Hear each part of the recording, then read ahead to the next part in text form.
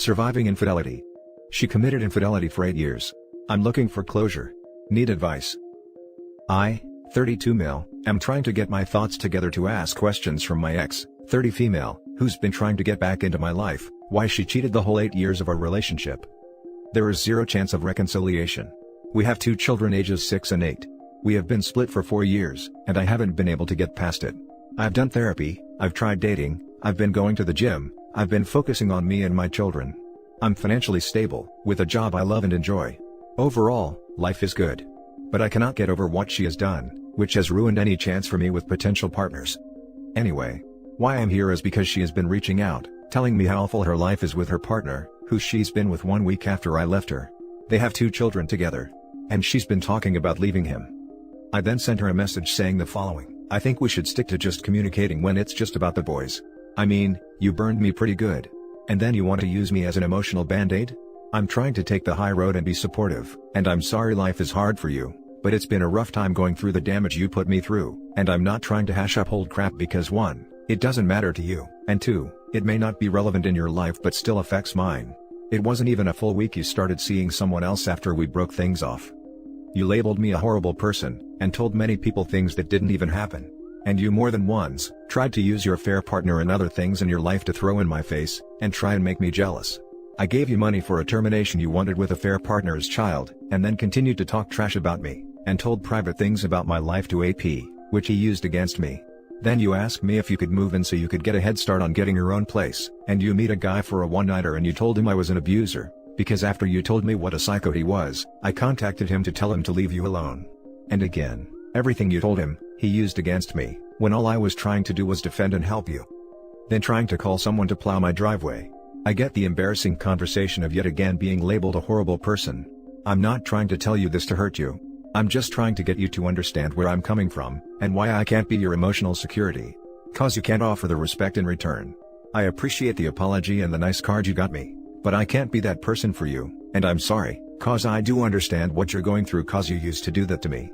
I am sorry for the hard times you're going through, but this is the life you chose, and I can't be the supportive person you want me to be. I feel crappy for saying this, but it's something I have to get off my chest. So after this, I'm thinking what a great time to ask her for some answers to get some closure for me and my mental health, right? Is it worth it? If it is worth it, what should I ask? I'm having a hard time coming up with questions, and I'm thinking this might be something that can help me move on. I'm not sure. So here I am. I know one question I'm still on the fence about knowing is, if my children are actually mine. I love my boys with all my being, and I don't think I could take it if I found out they were not mine. If I didn't have children with my ex, I would go no contact. But having children, I have no choice. So, if you were in my shoes, what would you do? Now for the top advice. Closure is a myth. She has told so many lies about your relationship that I doubt she could find the truth in her. She has no answers for you. My thoughts are the same. Most likely just hear crickets if I asked her. Still funny how she has the gall to reach out and talk to me about her relationship. To OP. This is going to be harsh. Apologies in advance, you seem like a good guy. 1. Paternity test. Yes. You need to know. 2. You will not get closure with her. Certainly not the type for which you are looking. Remember this quote, the best revenge is a life well lived. 3. Stop engaging her. If the conversation does not involve your kids, C1. Delete, unless the lawyer tells you otherwise. At a minimum, don't respond, move on. 4. For Pete's sake, stop giving her money. Unless I misread that. She is entitled to what is in the divorce decree. Nothing more, nothing less. 5. I would be very leery of her trying to inject herself back into your life, like a syringe full of AIDS, for the kids. F that. You owe her nothing, except what is in the aforementioned divorce decree. Good luck. If one, or both are not yours, consult your lawyer. Financially, you may be on the hook anyway, and emotionally this would be a wrecking ball, but knowing is better than doubt. Yeah, no answer she will give you will feel satisfying. And being 4 years later, I doubt the honesty of her answers. The only acceptable closure you should find is that, there is no closure. There is no good enough why to what she did. She did it because she is a broken person who lacks ability to communicate honestly. In 4 years, she hasn't addressed her problems, so she's in the same place. The best thing for you is to go minimal contact, and implement gray rock. Complete ignore any conversations not about children. Only communicate via text. You have to train your mind that she's just an acquaintance in your life that you knew a long time ago. Just the mother of your children and nothing more. In the meantime, read No More Mr. Nice Guy by Robert Glover. I think you need to learn how to look out for you, and not be such a giver. Also, I know you said therapy didn't work, but have you tried EMDR? It's a more intense version, and may help you out in this case if traditional therapy isn't helpful. Thank you for your reply and advice. I will look into the book and EMDR. The next story is titled, I finally asked her to stop texting me and made an exit. I did it, people. Before meeting this girl, I was the type of guy who wouldn't allow any potential woman to jerk me around, since I considered it unhealthy and immature for the lady to do so, and already knew that she can never be the one to have a worthy relationship with. But then, I fell hard for this girl who was crazy about me, and we quickly escalated things and moved into a relationship. We dated for a year, and then she met this random bloke online who apparently understood her better than me, and she was hoping that he'd make a great friend. She took exactly 2 months from then on to discard me like a piece of trash and emotionally abused me. This lady dumped me for the guy she told me not to worry about, used to flirt with him right in my face while we were dating, and I never explicitly blamed her for all this because I was in love. Right? Why should I act like a controlling boyfriend? Post the discard. While I lamented her loss for 8 straight months, this lady went on with that guy, flirted heavily with him all this time, and I am not sure what cooked in between them since we were in no contact. You know, I became so weak. During those last months before discarding me, she treated me like a doormat, and yet, I never had the balls to confront her, because I feared losing her. I used to curse myself at times about where does that lost version of mine exists now, the one who never used to care a hoot about such toxic women, and continuously wondered why am I putting up with this crap. After 8 months of no contact, she hit me up just 9 days ago, and somehow told me that she still flirts with that guy and they're keeping in touch. Any sane guy would have exited right away, but I was so weak that I put up with that crap, because she came back. Yes, I was acting that weak for real. Over the course of the previous 9 days, I had zero apologies, no remorse for her actions, but rather, she kept treating me like trash. Replying to my texts after 2 hours, putting in just 1 sentence as a response, and then running away for 2 hours again. Coming back and putting in 1 sentence, and then off for 2 hours again, all the while blaming her work and hectic day. I, the weak moron, fell for this lie of hers again, but a part of me was still skeptical that something might be fishy. And what I discovered today was enough for me to have my strength back. This woman, after barely dropping me 1 sentence and ran off for 2 hours, was mingling with her affair partner, while I was being gaslighted, stating the work and a busy day. I had enough, honestly. Bloody lies all the time, and no respect for me. I've realized that she hasn't changed over 8 months. The lies are still there, she still craves excitement from her flirt buddy, and the top-notch manipulation has gotten all the more worse. I simply told her that I'm walking out, no blame game, and nothing. Started the conversation and told her I'm exiting. She tells me that I'm being weird. Maybe, yes I am, but I'm not going to blame her and to let her have the way this time. I'm not going to confront her for the lies she's still been telling me. She isn't worth the truth. The weak man stood up for himself today, folks, and I've realized that I would not want this woman in my life ever again.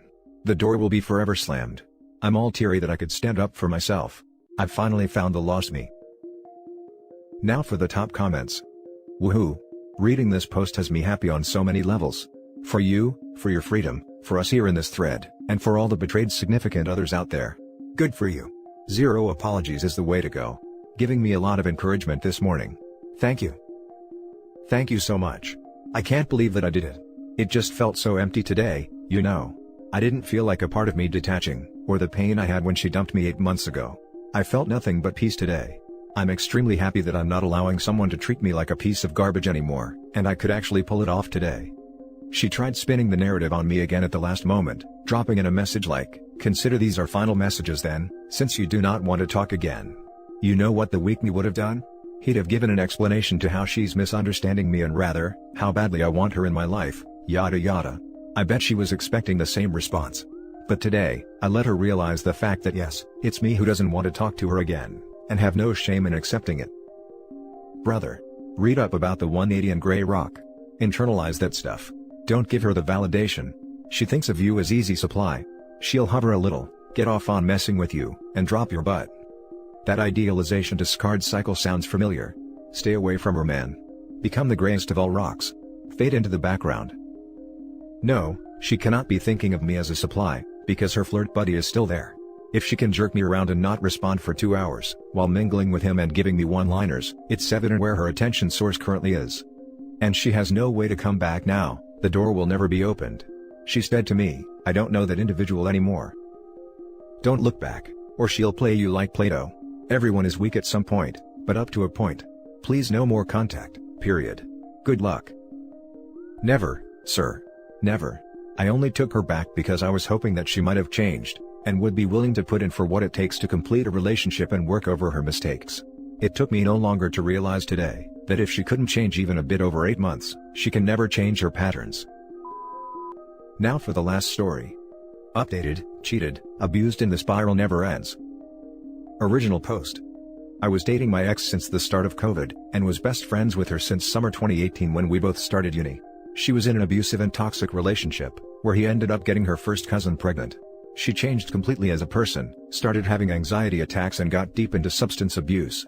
I couldn't see someone that I loved to be this hurt, so I would spend all my time ensuring that she was healthy and healing. We grew very close and started dating. This was the happiest I ever was, not just because I thought I got the perfect woman, but also because seeing her happy made me happy. Fast forward to August, I walked towards her apartment at like 7 a.m., which was very unusual for me as I am a very late riser. It was her birthday, and I thought of coming early, decorate the living room, cook her breakfast and give her a surprise. As I put my key in the lock and start to twist it, I hear a commotion inside, and soft hurried voices. Petrified, I open the door and dart in to see a mutual friend trying to hide somewhere while fully naked, and my girlfriend just standing there in shock. I was a very violent child, but smoking grass was an effective way I controlled my anger peacefully since the last 3 to 4 years. All of that gone in an instant, and I punch her mirror as hard as I can, while cutting up my hand very badly. She screams when she sees my hand dripping blood, but I simply just walk out before I did anything that I would have regretted later. I got myself patched up and went back home in the evening, with a bandage and a broken heart. I called her best friend, who was very nice to me and also cared about her, and asked her to please tell me everything she knew truthfully. She broke down and said she can only tell me this in person. I said okay, because the only thing going on in my head was to make it all make sense. She came, broke down, and told that they had been hooking up since before we were dating, and continued it throughout, as she told her that she couldn't live without both of us.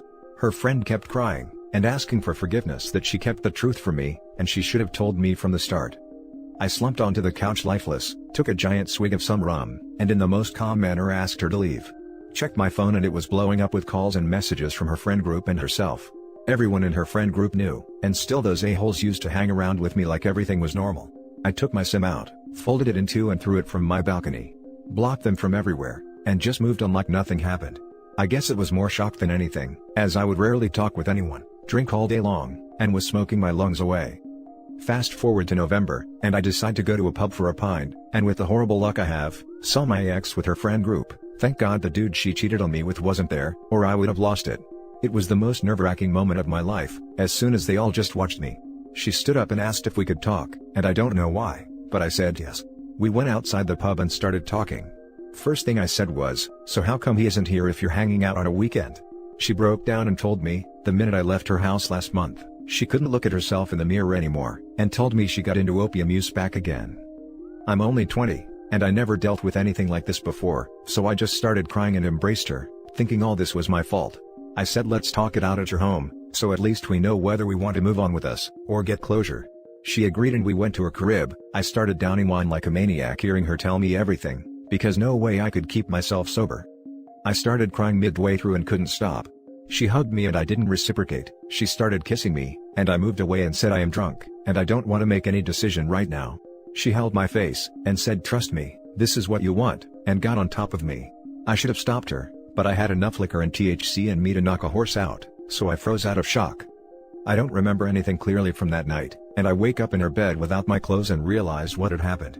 I got an anxiety attack and started crying in the washroom while she was sleeping with no care. The only thing I was sure of was I was not in any way in a sober state last night and she didn't even drink past a cup of wine.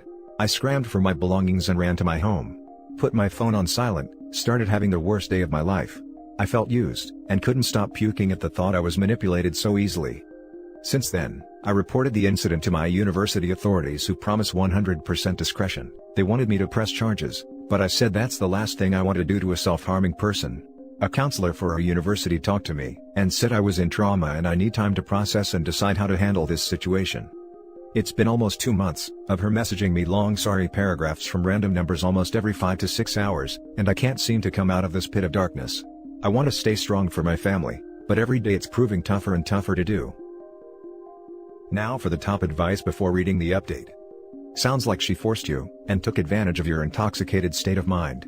She is weaponizing her mental health and substance use to not take accountability for her own actions/choices. I just feel overwhelmed with all of this happening so quickly. It's a crap show of conflicted emotions right now. Get into individual counseling immediately, and stay the hell away from your ex-girlfriend. You're so young to latch onto this train wreck of a girl. Move away if need be, but stay the hell away. Knock off the drinking and D's. That is so self-destructive. Get your life in order. Work on your body and your soul. Work on a career for the future. Most of all, move on and don't look back. Get your head away from all this crap. Get a new phone number. Do whatever it takes. I'm trying my best to. I know my life is much more important to waste on things like this. Thank you for your help. Stop drinking and smoking as a start. That would be the dumbest way to ruin your own life. Being an alcoholic because of a girl at 20? Move forward with a clear head. Stay no contact. Contact the authorities, because what you described is forced intercourse. If there is any trauma from this, then you need to seek professional help. If not, go full no contact with any of those toxic trash and bang someone else. Now for the update. Thank you for your kind DMs and comments. I have decided to go on a week-long trip to my friend's cabin to gather myself, and not use substances to numb my feelings. Honestly, he is the only reason I'm still kicking about, and I'm grateful for the support he showed me. As for the ex, after weeks of her and her friends blowing up my phone, I decided to meet with her and asked my friend to come along with me. We met yesterday at a pub, and as soon as she saw me, she started running in for a hug, but still being terrified of the event that happened, asked her not to, in the calmest way I could. We sat down, and she started crying and apologizing about how she threw away us. As soon as she said that, I lost my cool. I won't lie. I told her that there was never an us. She cheated and took advantage of me, despite all I ever did during those times were to make sure her mental health and well-being was the first priority. I told her that I won't be pursuing any legal action, and she should consider herself lucky that I'm not a vengeful person who wants to destroy her image. She was in semi-shock during all this, because this was the first time she ever saw me angry. I said, stay away from me and I'll stay away from you. If you try to contact me again, I'll make sure everyone that we know are informed about her infidelity, substance usage, and the night she took advantage of me. Well, I guess this will be it for now. All I want to focus on is to get over this dark period in my life, and start being back to my normal self. And that's it for this video guys. If you have thoughts to share, leave a comment below. Don't forget to hit like and subscribe if you like this content. I'll catch you in the next one. Good day everyone.